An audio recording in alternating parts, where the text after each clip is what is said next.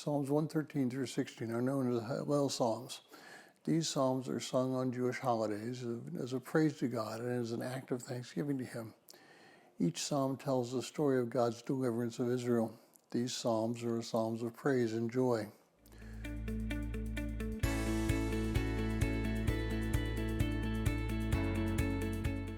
Well, if you're joining us in reading through the 6-month reading plan through the book of Psalms, today's reading is Psalm 114, and I encourage you to read that psalm.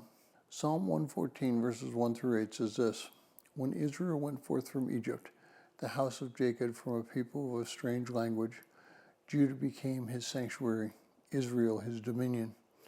The sea looked and fled, and the Jordan turned back. The mountains skipped like rams, the hills like lambs. What ails you, O sea, that you flee?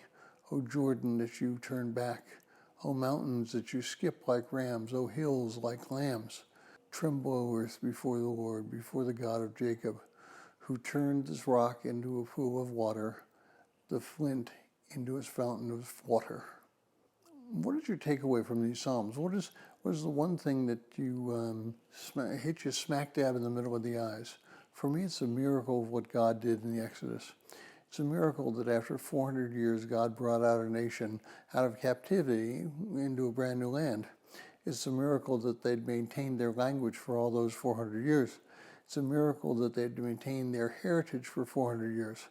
And it's a miracle that God took them through the desert for 40 years, judging all of those, save two, who were 20 years old or older when they left in the Exodus.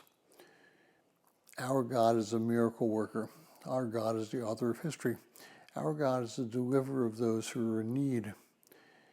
Now think of what God has done for your life. Each day is another miracle in the life of a Christian. Each moment has the ability for Christians to realize the hand of God and His awesome power in his or her life. But do we do that, or do we concentrate on our problems? We have no right to complain to God. I've heard people in the news on Facebook and YouTube talk about their life of pain that they have experienced during this coronavirus. Now, they haven't necessarily lost loved ones. They have not necessarily gone hungry.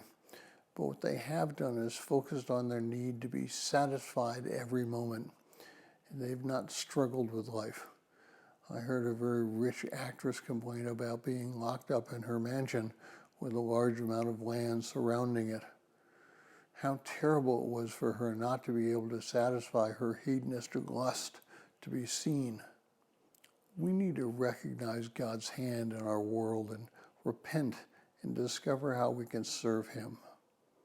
And if you would like a PDF copy of this entire reading plan, please send an email to phineasjacobus@runningtohim.net.